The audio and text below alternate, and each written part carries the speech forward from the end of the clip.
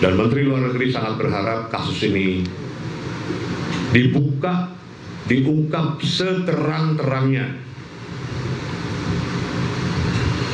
dan ditindaklanjuti serta dilakukan penyelidikan lanjutan atau penyelidikan ulang.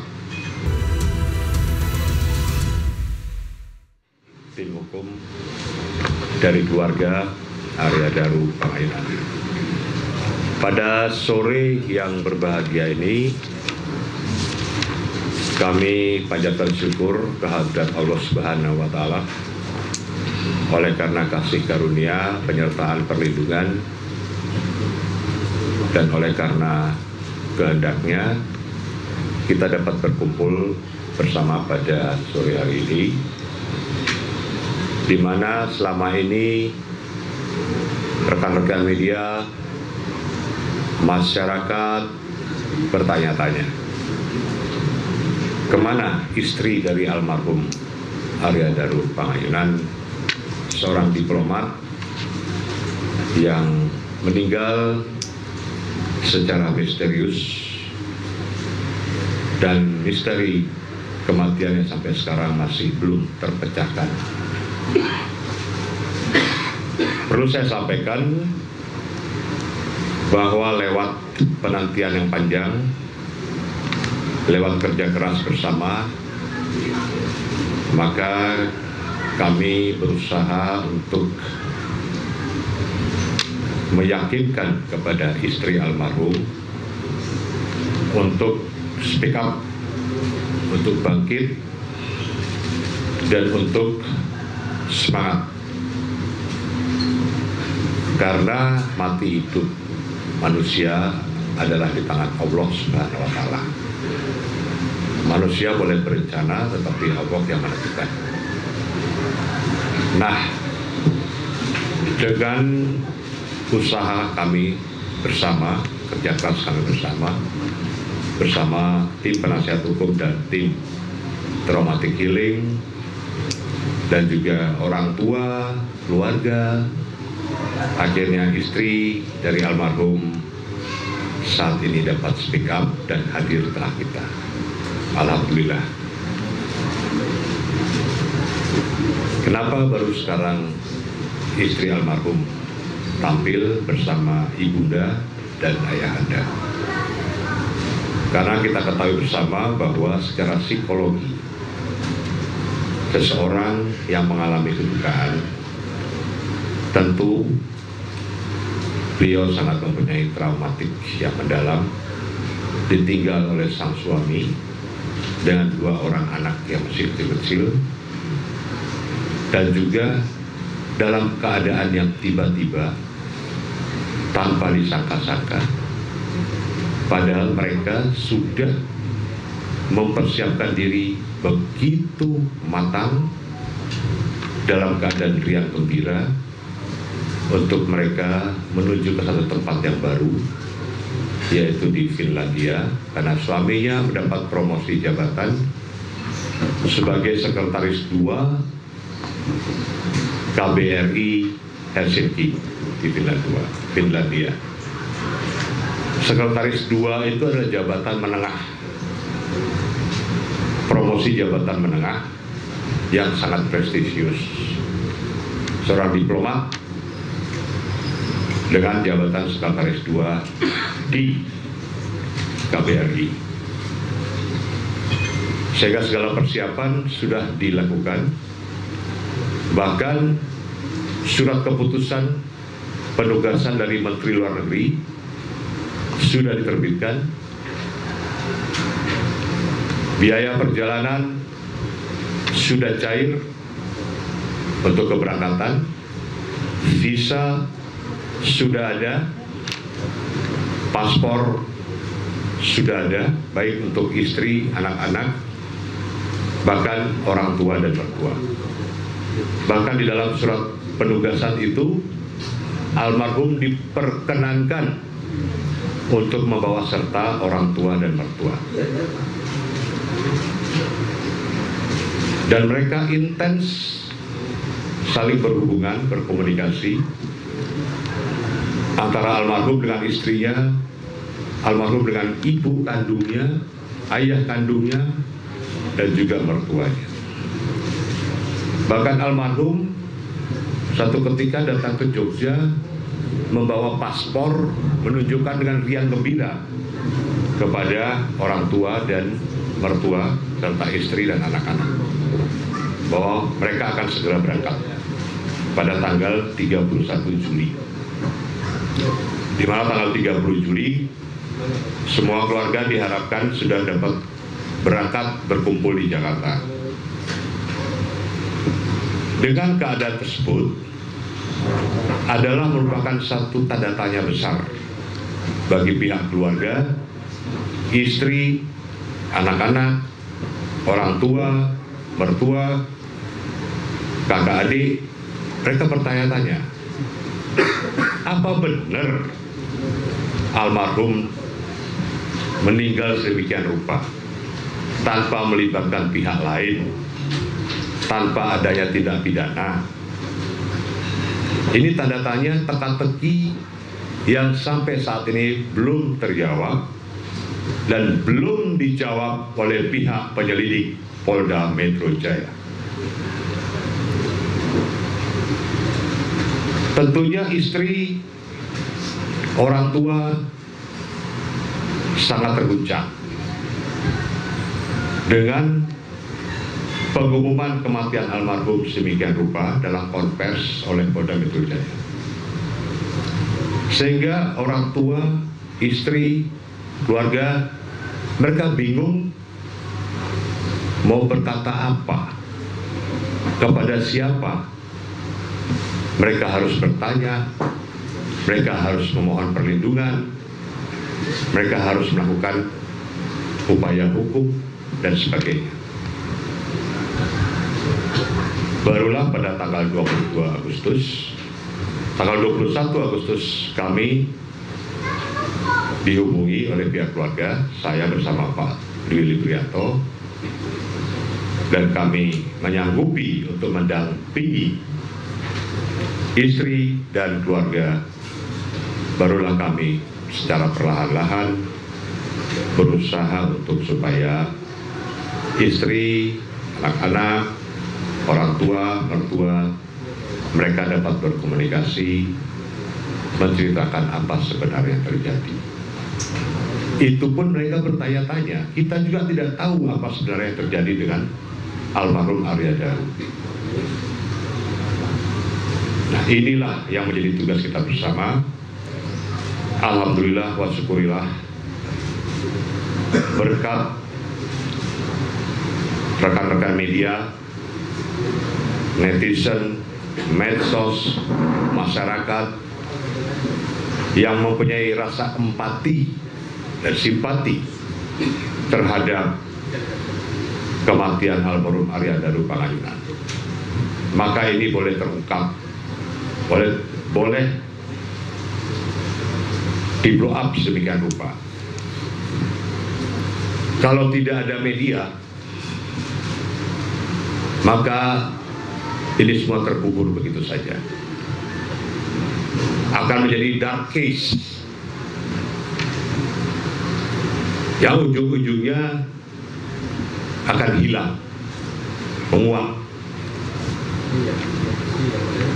Nah, dengan kehadiran kami tim penasihat hukum dan juga saat ini istri almarhum dan orang tua serta mertua almarhum, maka ini menjadi jawaban bagi kita semua bahwa kasus ini tidak boleh menjadi dark case, tidak boleh menguap atau diuapkan atau dihilangkan atau dianggap sepele, karena ini menyangkut seorang diplomat aparatur negara dari Kementerian Luar Negeri, di mana kami tim penasihat hukum sudah bertemu langsung dengan Menteri Luar Negeri Bapak Sugiono, dan Menteri Luar Negeri sangat berharap kasus ini dibuka, diungkap seterang-terangnya dan ditindaklanjuti serta dilakukan penyelidikan lanjutan atau penyelidikan ulang agar peristiwa ini terungkap secara jelas demi ketenangan arwah almarhum Arya Daru Pangayunan, demi ketenangan dan moral dari staf serta karyawan Kementerian Luar Negeri, dan demi kepastian hukum, pemenuhan hak asasi manusia dari keluarga, dari istri, anak-anak yang ditinggalkan, orang tua yang ditinggalkan. Saya kira itu. Berikut ini saya akan memberikan kesempatan kepada istri almarhum Mbak Pita untuk menyampaikan isi hati dari Mbak Pita. Silakan Mbak Pita. Assalamualaikum warahmatullahi wabarakatuh. Waalaikumsalam warahmatullahi wabarakatuh. Selamat sore kepada rekan-rekan media. Pertama-tama izinkan saya untuk menyampaikan banyak terima kasih kepada keluarga, kepada teman-teman atas supportnya secara langsung maupun tidak langsung untuk saya pribadi maupun keluarga. Begitu juga dengan Bapak Kuasa Hukum. Terima kasih banyak atas dukungan dan supportnya sehingga saya bisa berdiri di sini dengan jauh lebih tegar untuk suami saya tercinta Arya Daru Pangayunan. Saya juga mengucapkan banyak terima kasih untuk rekan-rekan media yang sudah berkenan untuk datang ke sini sore ini. Sekali lagi saya mohon maaf, saya baru bisa sekarang karena alasan yang kenyataan yang tadi sudah disampaikan oleh Pak Nik.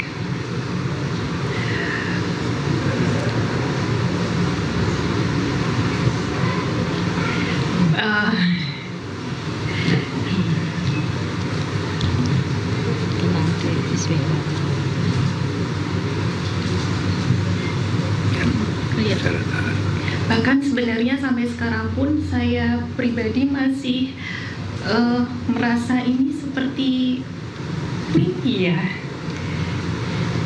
Saya tahu antara ini memang kenyataan, tapi ada bagian dari diri saya yang ini seperti mimpi karena kehilangan seorang Arya Daru Pangayunan yang sudah menjadi bagian dari diri saya dari umur kami 10 tahun itu tidak bisa diungkapkan dengan kata-kata rasanya. Kenangan kami itu bukan hanya saat kami menikah saja dan berpacaran sekitar 2 tahun sebelum menikah. Tapi kenangan kami sudah dimulai dari kami kecil saat SD kelas 5. Saya jadi murid baru di SD Serayu 2. Kemudian Mas Daru ada di situ. Kemudian kami bersahabat. Selalu kontak dari SD, main bareng, pagi siang ketemu di sekolah, sore Mas Daru sepedaan, kita kadang sepedaan bareng, kadang cuma lewat aja di rumah sambil bawa susu buatan yang mau. Kemudian SMP, karena SMP-nya tidak terlalu jauh, SMP Mas Daru dan SMP saya, jadi seringkali Mas Daru itu ngampiri saya. Mohon maaf kalau mungkin agak kejawa-jawaan ya saya ngomongnya. Ngampiri saya untuk naik bis bareng sampai di depan rumah saya, kemudian Mas Daru naik bis lagi untuk ke rumahnya. Hal yang sudah biasa seperti itu sampai SMA, sampai belum bisa naik motor, sampai diampiri naik motor, sampai diampiri naik mobil, sampai kadang jerawatan, sampai enggak jerawatan, sampai kurus, sampai gemuk.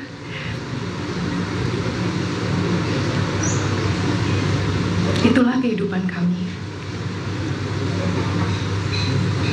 Kehidupan yang mungkin bagi sebagian orang membosankan ya, karena ya cuman gitu-gitu aja, datar. Alhamdulillah sampai akhir pun kami berdua, alhamdulillah tidak pernah ada konflik yang sampai gimana gitu. Iya, itu tadi mungkin bagi sebagian orang datar-datar saja, tapi bagi kami berdua dan bagi anak-anak, kehidupan kami berempat itu sangat menyenangkan. Dengan segala kedataran itu sangat menyenangkan.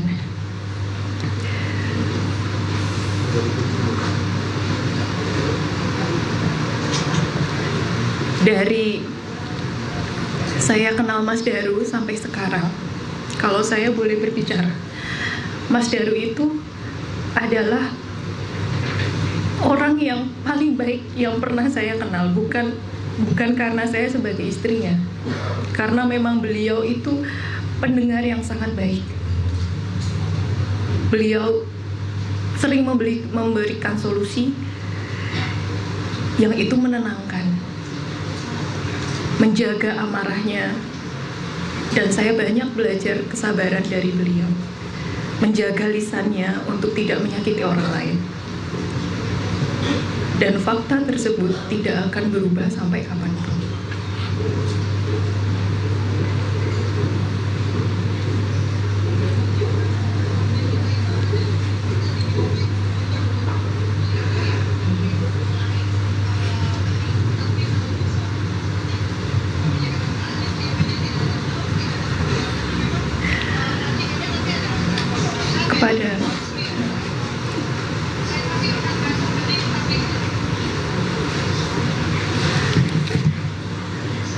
Kepada Bapak Presiden, kepada Bapak Kapolri dan Bapak Menlu, saya hanya bisa berharap dan memohon untuk kasus ini dapat selesai dengan baik, jujur, dan transparan.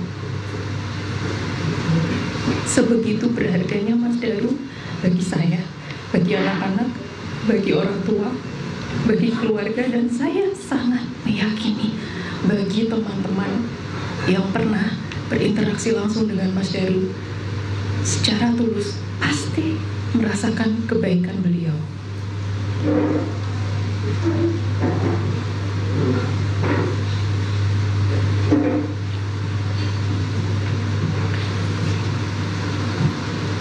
Saya masih percaya Allah itu menciptakan hati nurani di dalam hati masing-masing orang. Hakikatnya Allah itu menciptakan hati nurani di hati masing-masing setiap orang. Hakikatnya Allah itu menciptakan hati nurani di hati masing-masing setiap orang.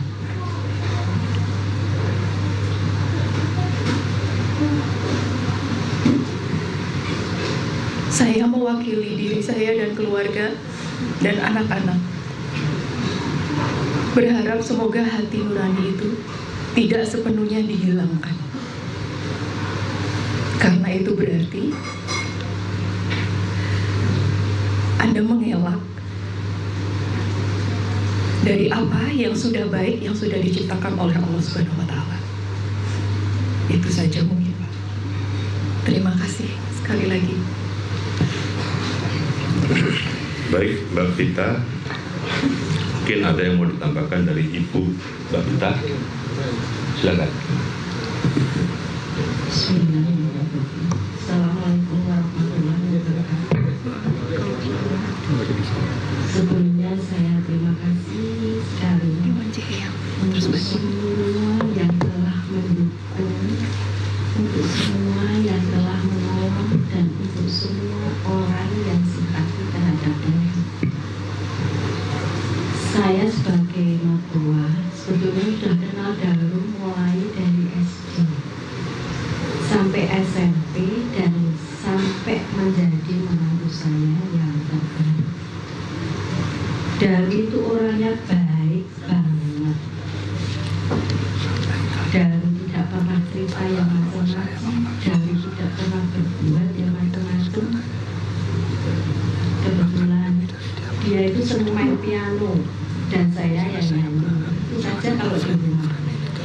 Jadi saya tidak pernah melihat mereka berempat ada masalah-masalah yang bikin Daru sedih. Memang Daru nggak banyak bicara ya Mas, Mbak.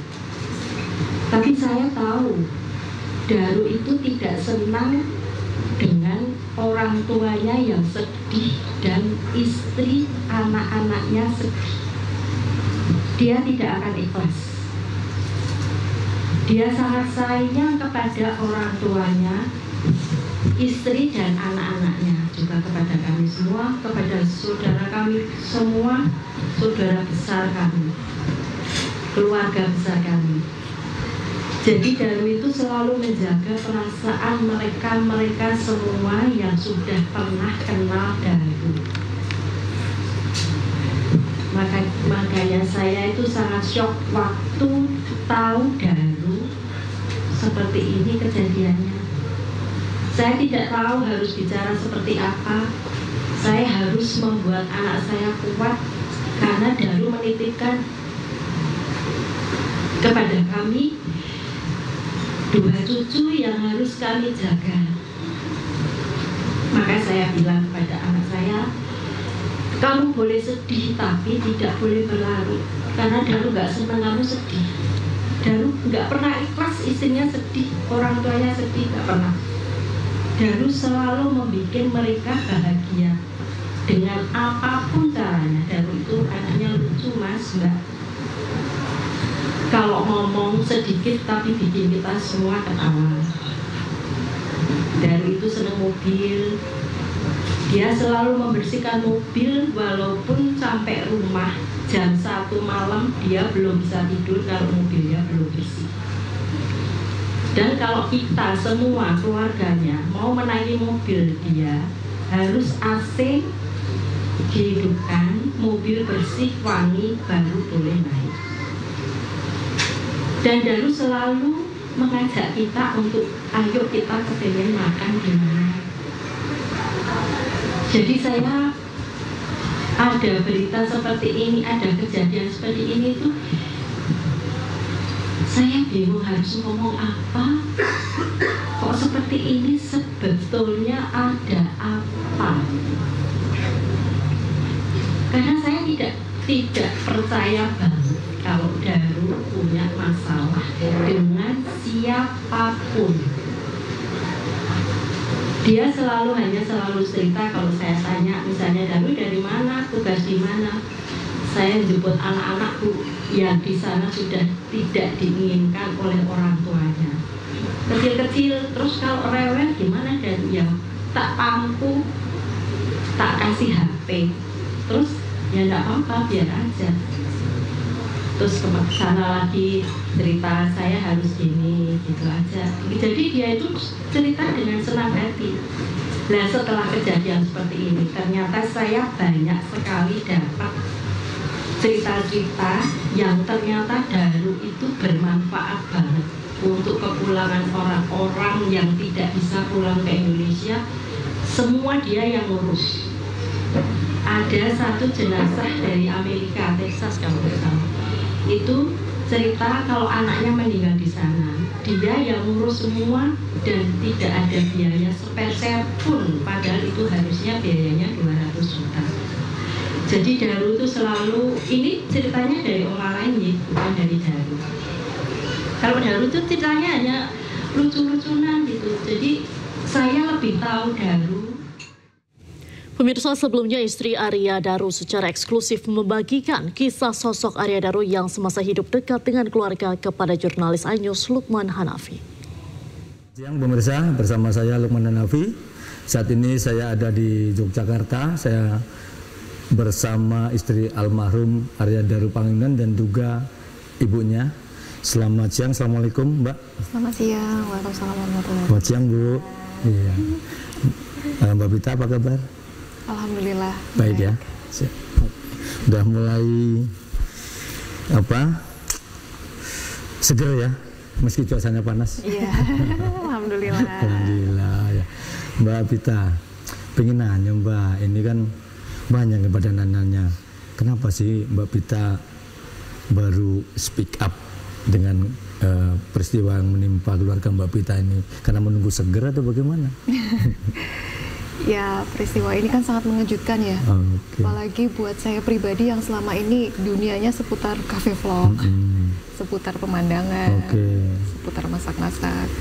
Jadi untuk mengatasi kedukaan itu mungkin prosesnya agak lebih lama dibanding yang lain. Jadi saya mohon maaf sebelumnya kalau baru bisa ngobrol sekarang. Oke, jadi bukan karena maksud apa-apa, bukan tidak peduli, tapi karena memang menunggu waktu ya. Iya. Baik. Mbak, kira-kira apa Mbak yang bisa Mbak mungkin ceritakan ke saya nih? Banyak orang penasaran nih tentang suami Mbak. Emang selama ini sebenarnya suami Mbak itu orang yang serius banget atau santai atau justru orang yang manja sama istrinya nih? Tiga-tiganya mungkin ya. Tiga-tiganya. Tapi sisi manjanya sepertinya hanya saya dan anak-anak yang gitu. Iya. Tetap ya istri nggak mau kalah manja ya. Sepertinya malah manja Mas Deru. Iya. Anak-anak juga tahu itu. Tapi serius bisa, bercanda bisa. Kadang ngomong serius pun itu juga jadi hal yang lucu. Karena sebenarnya kan orangnya antara anteng nggak anteng ya Bu ya. Ya. Mbak, kira-kira Mbak sekarang apa sih Mbak yang misalnya Mbak ingin diharapkan dari Mbak ini dengan apa yang menimpa Mbak Pita ini? Yang kami harapkan adalah keadilan ya untuk Mas Daru, dan semoga bisa terungkap dengan jujur dan transparan seperti itu, supaya kami bisa melanjutkan hidup tanpa ada beban, terutama untuk saya, anak-anak, untuk Bapak Ibu mertua, dan untuk orang tua kami, semua keluarga dan teman-teman. Pasti mengharapkan itu, karena pada dasarnya Mas Daru itu baik banget orangnya. Iya, kelemahan dia itu kayaknya cuman kalau nutup laci nggak rapet. Jadi selalu ada bolongan, selalu ada lubangnya dikit itu ya. Iya. Lainnya baik banget. Baik. Oke, Bu, kalau boleh tahu, saya sempat dengar cerita katanya sebetulnya Mbak Pita sama almarhum ini dari kecil katanya berhubungan, jangan-jangan emang dari kecil udah pacaran nih Bu? Enggak pacaran. Enggak ya? Iya. Jadi Daru itu kenal sama Pita mulai SD kelas 5. Ya itu. Setelah itu Daru kalau SMP beda, tapi Daru itu selalu jemput Pita dari jalan kaki dari SMP 8 Jogja ke SMP 1, terus nanti naik bis berdua ngantar Pita dulu ke Janti baru pulang. Jadi saya tahu banget Daru mulai dari SD, SMP, dan yang mungkin sudah jodohnya. Saya pernah bilang sama orang tuanya bahwa ini mukanya kok mirip ya, cocok nih kalau jadi kakak beradik. Jadi udah seperti anak. Ya sudah seperti anak saya. Dan saya tahu banget sifat Daru. Daru itu baik banget terhadap orang tuanya, terutama ya, dan saya sendiri. Saya sendiri kalau sebenarnya kalau mobilnya belum bersih, orang tuanya nggak boleh naik. Jadi sebelum orang tuanya naik mobil harus bersih, harus AC dihidupin, baru boleh naik. Oke, berarti kan Ibu dari kecil sudah paham dengan dua-duanya. Dengan apa yang Ibu dengar sekarang ini, beliau sekarang ada, itu Ibu ngerasa ada yang ini gimana? Iya, kaget kita kok ada apa sebetulnya. Jadi kami semua satu keluarga besar kami kepingin sebetulnya ada apa dengan Daru. Karena Daru itu nggak mungkin aneh-aneh setahu saya, dan berdua sama anak saya itu nggak ada masalah yang bikin Daru bikin stres apa-apa, itu kayak nggak, saya nggak percaya. Persiapan ke Finlandia sudah siap semua. Semuanya sudah siap. Semua paspor saya juga sudah jadi, malah mau ngajak bapak ibunya Daru. Jadi kita mohon maaf sekali kalau sampai sekarang belum ngomong banyak, karena kita belum pernah ada masalah dengan siapapun. Bahkan saya itu nabrak anjing aja saya lapor polisi, sampai polisinya nggak mau nyatet, jadi saya catat sendiri. Itulah keluarga kami, keluarga yang sederhana kehidupannya dan pengen lurus apa adanya. Jadi dari seperti ini saya kita berdua kaget, ini ada apa sebetulnya. Baik Mbak Pita, kalau tadi Ibu kenal dari kecil, tetapi hanya kenal nih Mbak Pita, hasilnya pasti lebih tahu dong dari Ibu. Apa yang kira-kira Mbak Pita lebih tahu tapi Ibu atau keluarganya mungkin tidak tahu? Sisi manjanya itu mungkin sisi ya. manjanya. Biasanya kalau manja bagaimana emang? Mas Daru itu kalau nyetir satu tangan, dan itu anak-anak selalu lihat. Jadi tangan satunya itu minta pegangan, seperti itu. Kemudian kalau di kamar itu kita suka ada kebiasaan bareng, apa ya, bahasa Jawanya tuh keruntelan gitu. Iya, itu kadang berdua saja, kadang berempat. Gitu, anak-anak juga kadang mau ikut, aku ikut di tengah-tengah gitu. Iya, jadi cuman mungkin Mas Darunya ngegame atau lihat Netflix, saya lihat K-pop gitu. Kita dengan aktivitas masing-masing tapi tetap berdekatan. Kalau ketika pas keruntelan kan pasti sambil bercanda kan, nggak ada keruntelan sambil marah-marahan gitu. Iya. Itu biasanya sambil suka ngomong-ngomong nggak, misalnya kan namanya suami istri, apalagi lagi keruntel saya suka sambil misalnya cerita, ini loh, saya nggak tahu manggilnya apa sih, sayang mama atau apa, sayang misalnya, yang tadi aku bisa bonus di kantor, atau yang tadi aku habis mengerjakan ini, misalnya suka ada gitu nggak, sedikit-sedikit gitu misalnya? Iya, biasanya mobil sih kebanyakan sih. Mobil. Iya, cerita mobil, kan sayang banget itu sama mobilnya, sama kebetulan beliau juga sekarang kemarin ikut klub S-Cross, itu sering diceritakan gitu. Suka cerita, saya tadi habis menang S-Cross gitu atau gimana? Mungkin sama lihat film kali ya.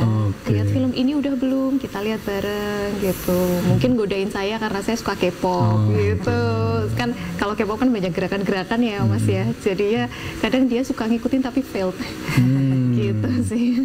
Baik pemirsa, demikian tadi adalah bincang-bincang saya dengan istri almarhum Arya Daru yang juga ibunya ya, yang nanti sore ternyata akan dijelaskan lebih detail dalam konferensi pers yang akan digelar bersama dengan penasihat hukumnya. Demikian, saya Lukman Hanafi dan selamat siang.